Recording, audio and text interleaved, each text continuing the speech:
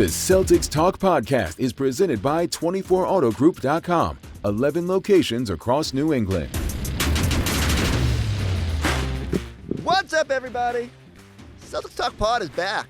So back, baby. Just like these Boston Celtics who steamroll the Philadelphia 76ers, and they're home away from home. Celtics always seem to dominate at Wells Fargo Center. I laugh because I forget what one of the years in the playoffs, someone went in and changed the bio. And it's like the Wells Fargo Center, and everyone says, like home of the Flyers, home of the Sixers. And then it said owner, and instead of whatever company owns that building, they had been replaced by the Boston Celtics. Or maybe it was Al Horford or whatever. But yet again, the Boston Celtics go in. And on the night, the Sixers have all of their big three. On a night where, you could have had some excuses to be limping out after the All-Star break, the Celtics were phenomenal throughout. And Jayson Tatum finishes with a triple-double. And amazingly, we've given Tatum a lot of time on this podcast before the break. And so I'm going to try to steer clear because let's just throw it out there quickly. He was awesome. The playmaking was phenomenal. 7 first-half assists, I believe, was the number. 3 of which went to Luke Cornette for a couple sledgehammer dunks.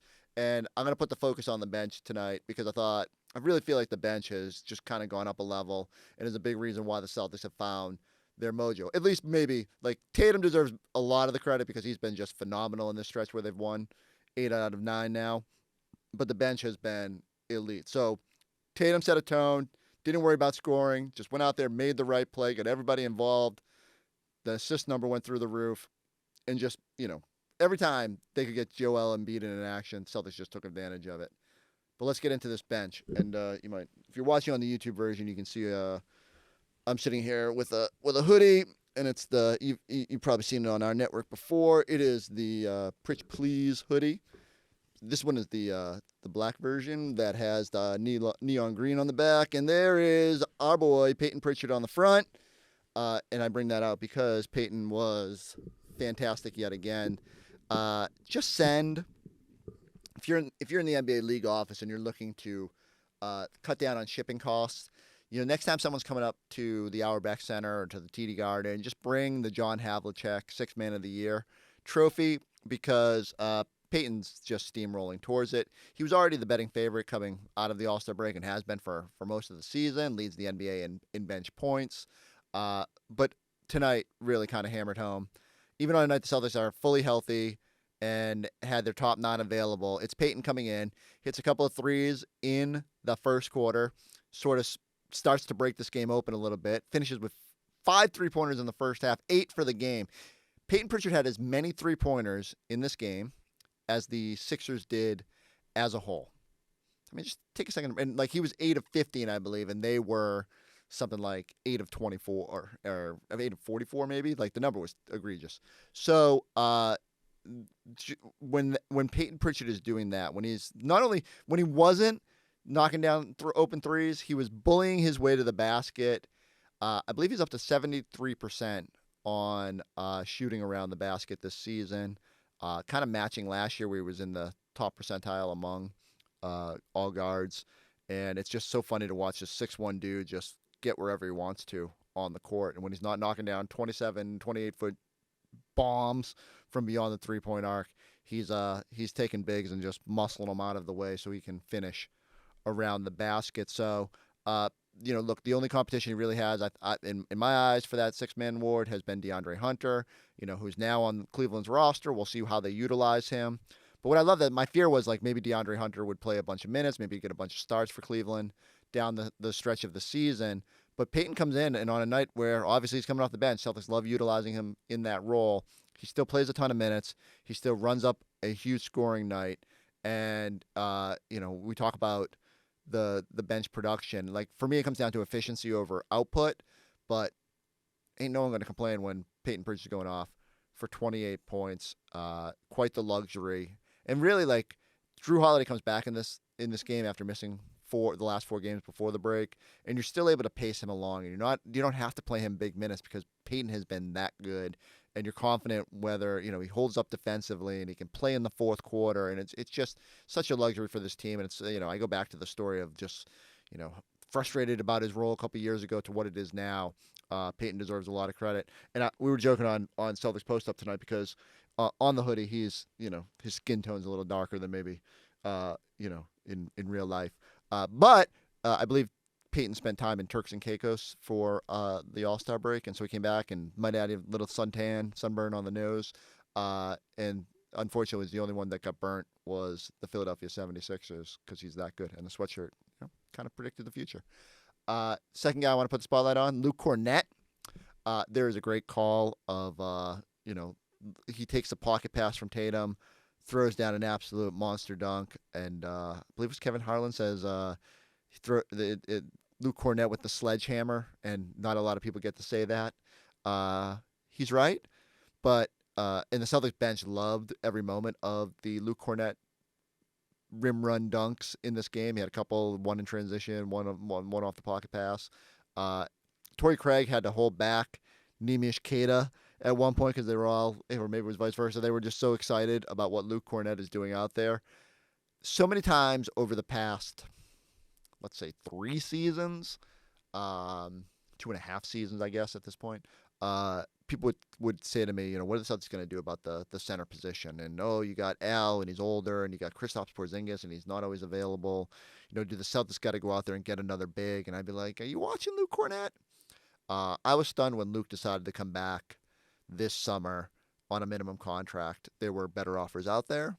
And Luke really just valued both the opportunity here, the continuity with this group, the familiarity with the region. I think a lot more than just the money goes into a decision for someone like Luke. And he's been rewarded with consistent playing time, with being super impactful. There were a lot of people early in the year when Nemi Queta was playing well that wondered if maybe he'd take some of Luke's minutes, but I think it's bore out over the season where Luke just makes positive things happen, and nothing more so than the net rating. And so Luke is among players. My little criteria right now is guys that play more than 15 minutes and who have been on the floor for at least 35, 40 games this year. I think Luke is now third in the NBA in net rating, and he's only behind SGA and Isaiah Joe of Oklahoma City. So you think about how good Oklahoma City's been, it's pretty impressive that Luke is right there on their heels. I think he's going to leapfrog Evan Mobley tonight, and we all know how good the Cavs have been. So it just speaks to the positive impact, and the number I love is that 4 of the 6 top 2-man units on the Celtics involve Luke Cornette. Luke and Derek, Luke and Peyton, Luke and JT, and Luke and JB. Really, you can put him out there with anybody, and he's going to thrive. But I love the little continuity he's developed with Tatum. So, Celtics don't have a lot of pure screen setters. Kristaps does it, but, Luke is just got a bigger, I would say, stouter frame, right? And when he sets those screens and gives Tatum space, and Tatum is so good now at finding Luke on the roll because Luke has redefined himself as a roll man and doesn't shoot the 3 anymore the last 2+ seasons. And so it's just really worked, and I love the energy. And there was a point early in this game where Luke was defending Embiid, and Embiid's trying to bull rush him and get to the basket, and Luke just hangs in there. And I think he got whistled for a foul, which he probably shouldn't have. But it's just remarkable how good Luke Cornette has been and how positive the impact has been when he is out there. Again, for me, it doesn't come down to necessarily the scoring. 6 points tonight. I think it was plus 20. And all those bench guys, whenever they're on the court, good things are happening. And that was their calling card last year. They didn't always put up a ton of points, but, man, the efficiency was there. They shot a high percentage. They made good things happen, and they were outscoring teams. And the Celtics, one of their biggest weapons is their depth. And guys like Pritchard and Cornette are at the top of the list of why they've been so successful. Keep the spotlight on the bench. Al Horford, something about Philly, right? Every time he's there, I don't know if it's repressed memories of how it didn't work out when he was a player there, and how they a lot of the blame fell on Al, and obviously then ends up back in Boston after a stop in Oklahoma City. But every time the Celtics and Sixers get together, it just feels like Al's a little bit more motivated. Probably doesn't hurt that he's had a good week off here to rest and recover. But knocking down the threes, willing to joust with Embiid. Same deal. He got whistled for an early foul where he really didn't even touch Embiid. Almost felt like he was kind of letting him back himself in and pull the chair. But just Al, I have this. every time I start to worry at all that he's 38 years old and that age might catch up with him, he has nights like this against that where he's clearly more motivated than normal. And usually that happens against the better teams, but obviously tonight there's a little extra motivation with the Sixers. And Al is great. And so you look at the recent game log, I think it was plus 19 against the Knicks, plus 20 against Cleveland, another plus 20 or plus 14 night tonight. He's just positively impact winnings, and I just have the ultimate confidence that Al, when this team gets to the playoffs, when it matters, when the schedule is paced appropriately, he's going to be good. And the last piece of the bench, of the when the Celtics leaned on the 9-man core for the most of this game, that other guy is Sam Hauser, who had a rough shooting night, 1 for 6, but month of February, I think he's at 44% overall, was up at 48.4% for like the last 8 games before this one. You can tell he's sort of found his rhythm a little bit. I think it just comes down to health. Even though he's kind of bristled when people have brought up the injury stuff, it's just clear that start of the year he wasn't feeling like himself, wasn't probably lost a little bit of confidence, even though he often says that doesn't waver. Whether it was the injury, the back, just like the starts and stops with being healthy and then having to take a game off. You can see he's kind of turned a corner. And even tonight, the shot doesn't fall, but he's still out there with that group of impacting winning positively. And they're going to need all these guys, in the playoffs. And I know that the bench minutes might not be as robust as what we've seen, but you need positive minutes because other teams' benches aren't as deep, they're not as impactful, and the Celtics can really stress other teams if the bench plays to this level and if they're impacting winning. And if you can run Jayson Tatum with that group and buy your starters some extra rest time and bring them back fresher, it all adds up to the reason this team has been so successful. So a really encouraging start here. Well, I was going to say a really encouraging start for the bench, but a really encouraging start to the second half for the bench, and it's really just the product of what they begin doing before that break. And they kind of said it all throughout the year. Like I was waiting for the bench to find the efficiency that they had last year, that had the same sort of impact, and it's happening now. And the Tatum lineups have been great, and it's a big reason for this team to be rolling now, 8 wins in their last 9 games. All right, let's get into more from our post-game show, and then we'll be back on the backside to talk about the upcoming stretch.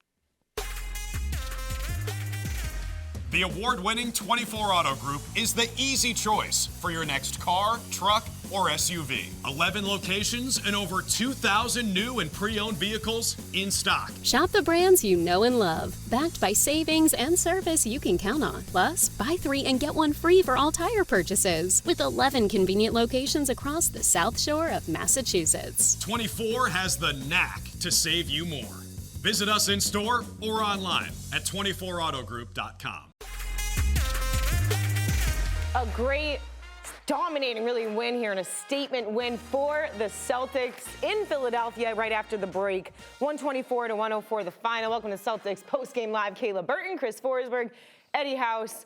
Let's just get the overall thoughts. Eddie, what a great win for the Celtics to really prove a point, to come out here. Jayson Tatum now earning his 4th career triple-double, but really everyone was kind of clicking away on all cylinders. They were, man. This was a total team effort. Everybody went out there and balled out, but wait, y'all smell something? That's the Sixers, Eddie. I smell doo-doo. I smell doo-doo out there. And it is the Sixers. You're right about that, Forsberg. The Sixers is doo-doo out there, man. They doo-doo out there. And, we did exactly what we were supposed to do. And we went out there and flushed them.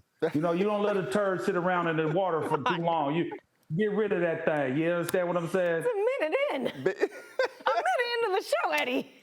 Big 3 or not. It doesn't matter what players they have available. That Sixers team is truly, truly terrible. I continue to just beat myself over the fact that I thought for sure they would be better this year. Clearly, it is the same old tune. Celtics dominate every time they walk through the doors at the Wells Fargo Center, and just up and down the roster, from Tatum's triple-double to the bench dominating play. It's all the hallmarks of what the Celtics did last season, taking care of business against inferior basketball teams. It's great to see that there was no let-up from what we saw before the break. And now the key is keeping this momentum going as you enter a stretch of games against probably your chief competition in the Eastern Conference and a long homestand against some challenging opponents. It's a chance here for the Celtics. If there was any doubt at any point during that mid-December to January funk that this team wasn't still the favorites to win the NBA title. This little stretch here sure looks like the Celtics are sending a statement to the league, and especially the terrible, terrible teams like the Philadelphia 76ers. Kind of hard to believe that they were down 26 points to this team. And that was... Because that team is a better team because Joel Embiid isn't on the floor. And Paul George isn't getting faked into New Jersey on up fakes. Like, that team is not good. Not good. Tyrese Maxey's got to be sitting there like, what do I do? Best player on the team, they got to build around him. Just blow that thing up. And I loved that the Celtics, and Drew Holiday has been talking about this, like we needed to, before his injury as well, and just overall as a team, we need to get off on the right note. We need to have a really statement kind of a start, and that first half proved it. 72 to 56 in the first half. And 15 threes, but also, Eddie, the dimes, the ball movement, getting into the paint, dishing it out there to White. Like, that's what we love to see, and that's what Sam Cassell would say, this is Celtics basketball. Yeah, moving the ball around, getting guys involved. And when we have 30 assists, I think we're undefeated, if I'm not mistaken. If we have 30 or more assists, we're undefeated. We had 11 offensive rebounds. Oh, they lost once. Okay, so they have 11 offensive rebounds. They're out there getting money every which way you can. They're sharing the basketball. And they're enthused about seeing other guys' success. You know what I mean? Look how the bench was reacting when anybody did anything, the bench was standing up. They're waving towels. They're extremely happy.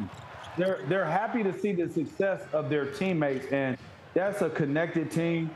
I mean, this was foot to ass from the beginning of the game. I don't even know how many points Tatum ended up with. It didn't matter because that whole entire highlight reel of the first half was just him dishing dimes and getting everybody going. Right. He was fantastic throughout that frame. I'll go back to it. Celtics have so many weapons you don't need from a night-to-night basis for one guy to dominate the scoring. And so when you've got Tatum just leaving his imprint all over this game, just making the right play, if teams want to put all that attention on him, he is just going to torch them at every turn, and especially, again, a bad defensive team that the Celtics just felt like they were toying with them throughout that first half. The 15 threes, the ball movement, everything looked crisp out there for the Celtics, and if Tatum is going to play like that, good luck rest of the league. Yeah, 15, 10, and 11, his fourth career triple-double. Eddie, you were talking about it at the halftime. Like, look, this guy needs to be talked about even higher than what we're doing as a country talking about him, in the world talking about him. Like, he deserves his flowers, and he's showing it night in and night out.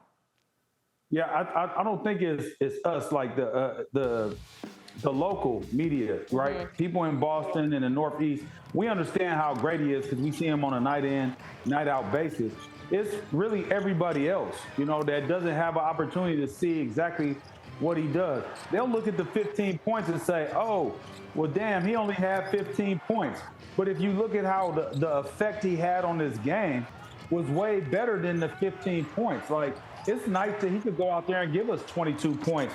And the effect that he had on the game wasn't as monumental as it was tonight. So I said it at halftime, I think he's going to get a triple-double. He ended up with it. So, yeah, Jayson Tatum is on another level, man. 15 points, who cares about that? It's about winning, and it's about playing winning basketball. So over the All-Star break, I kind of got away from the noise, tried to shut off my social media, all that. Good for you. I heard that the whole conversation was that, like, Tatum can't be the face of, like, the American face of the NBA because he's like, whatever critique they have of him, that he's not loud enough and boisterous enough. Eddie mentioned it when we were talking about it at halftime, how he's not the personality of Anthony Edwards or whatever they're looking for that this supposed next superstar, American-born superstar has to have. What more do you want? Like, the dude is totally wholesome, bringing Deuce to the All-Star game, just winning at every turn, and the only thing he does throughout his career is win and put up numbers and impact winning. I don't know what more people want, but it's fun watching Jayson Tatum on a night-to-night basis. I don't know what it's going to take for him to get the respect that he deserves, but nights like this show that he can have an impact on winning in so many different ways, and there's a whole bunch of other teams around the league wish they had a superstar like Jayson Tatum at the helm of their team. What is he deemed as? The softest superstar? The soft, according to Jennings, right? Yeah, okay.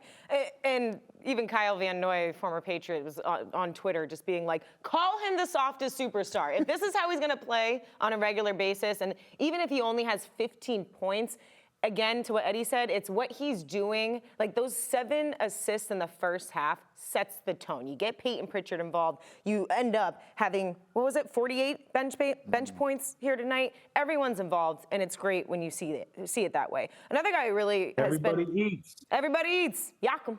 Another guy who has been really consistent throughout his plays, Kristaps Porzingis. Since he has been back, he has now had 18 straight games with 15-plus points. 17 tonight, he was 5 of 11. He's standing by with Abby Chin.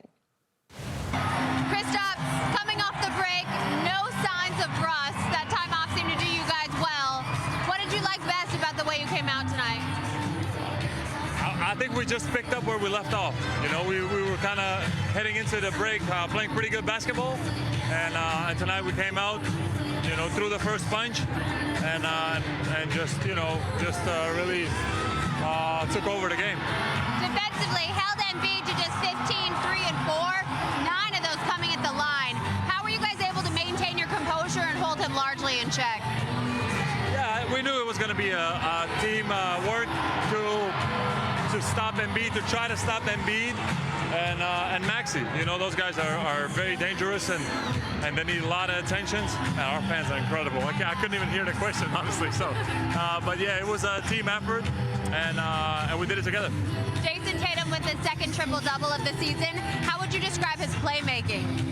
Honestly, he was getting downhill, creating so many open looks. I'm surprised because I didn't check, but I'm not surprised because that's what I saw.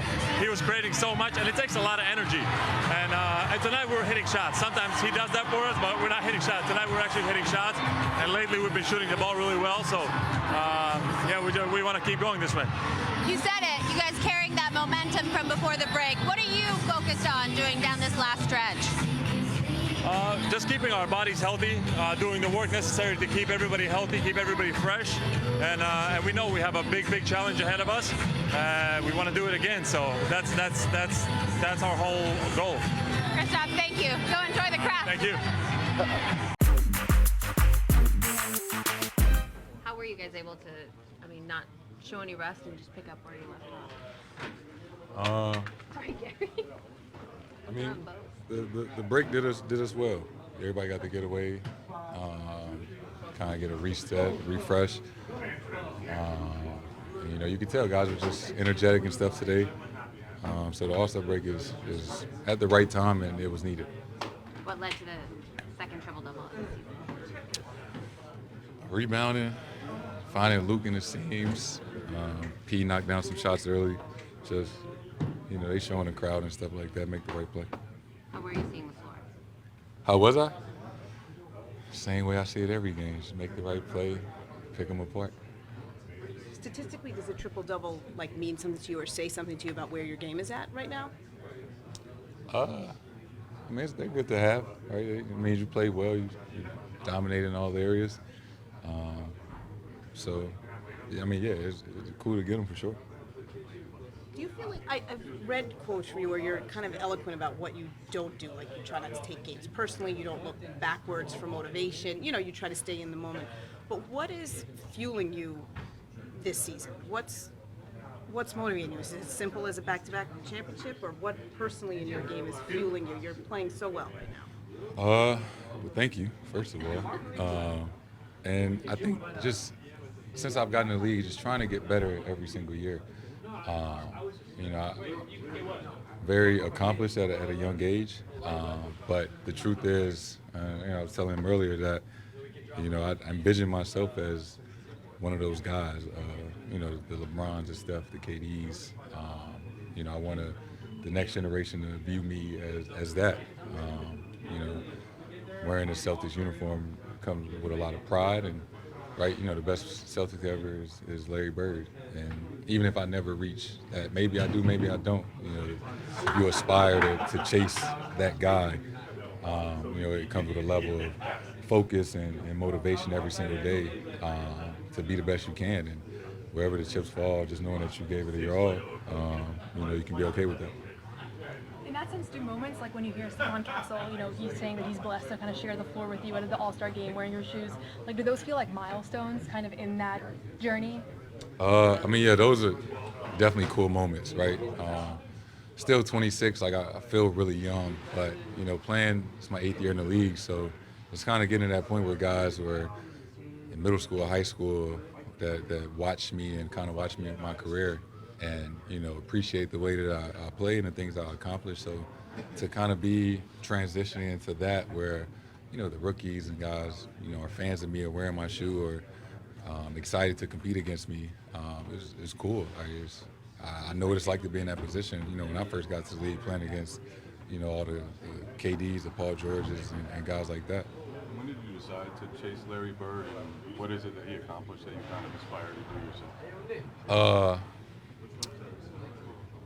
I think you realize in a certain point that you might be on a trajectory of whatever people want to call it.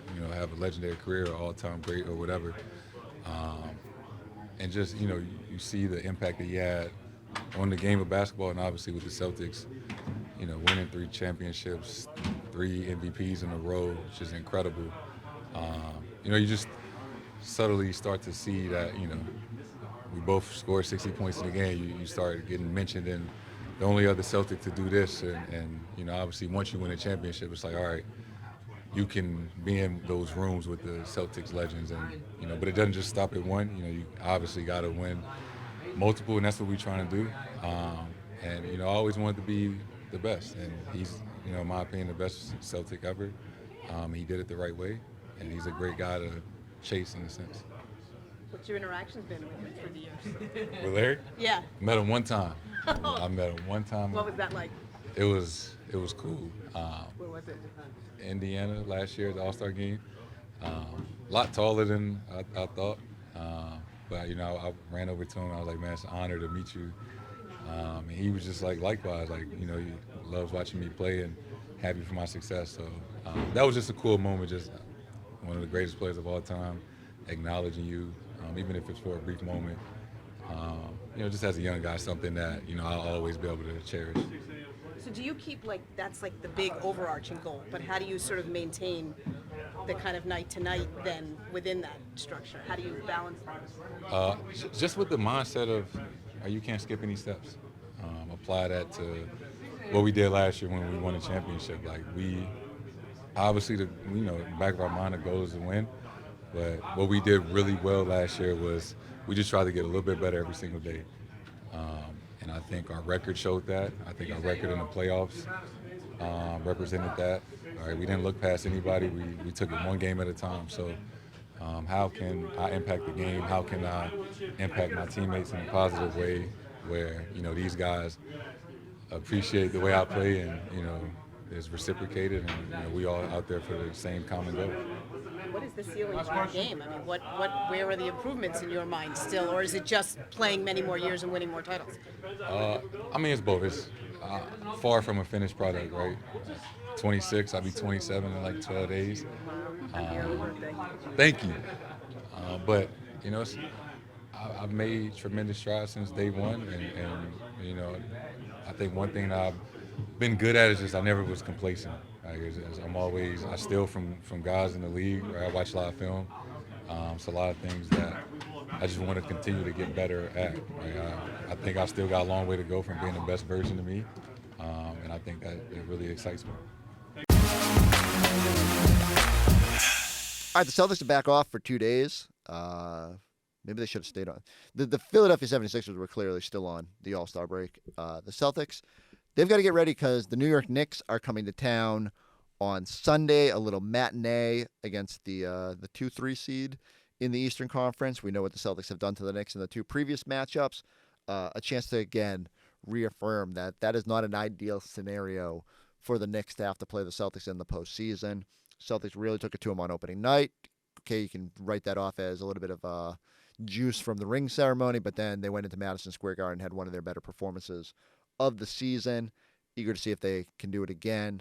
I don't think OG Anunoby played the other night, so we'll see if he's healthy enough to be out there. There's a little break in the middle. The Celtics go back on the road, Toronto, Detroit. But we kind of want to keep the spotlight on this home stretch. End of next week, Cleveland comes to town. If you're going to have any hope of making a charge at that top seed, which, we can debate whether they should put in that energy to try to catch when you're 5 games back after tonight of the Cavs. But, if you did knock it down, you could at least flirt with the idea, depending on how, it all played out. And with the bench playing as well as it has, maybe you would have a chance to make a charge there. But then Denver, Portland, Rob Williams returned. Philly comes to town for their final head-to-head matchup of the year. The Lakers with the new look and Luka. OKC on the 12th. Like, the next 2 weeks are just action-packed. And it's funny, we were joking on our post-game show. Like, the Celtics have the third easiest schedule based on strength of schedule for the rest of the season. And I don't understand how that's possible, because the next 2 weeks are pretty loaded with talent and some really sexy games. It comes down to, like, there's Utah's and Toronto's all mixed in as well, and that terrible Philly team. So, but there's going to be a lot. We joked those circle the dates, and there's a whole bunch of them coming up. Knicks, Cavs, Lakers, Denver. We're going to see if the Celtics continue to go up a level when the opponent is top tier on the other side. And we'll be back here with you for it all. Because it was nice to get a little bit of a break. I missed you all. I always have a little bit of angst when we go on the All-Star break, because when we don't have an episode for a week, I feel like people are like, what are they doing? I'll tell you what I was doing. I was playing like a whole bunch of Topgolf down in South Carolina. But I'm back with you now, and we can't wait for the next couple of weeks and all these games that are coming up. Celtics even got a practice on Saturday, which is like first time I think they've had a home practice in like 2 months. So a lot of good stuff happening in Celtic land. Go like, go subscribe, go check us out on the YouTube page. Go find Celtics Post Up and watch it from tonight. It was a lot of fun, and we gloated about the bench a lot more on that episode. So we'll catch you next time on the Celtics.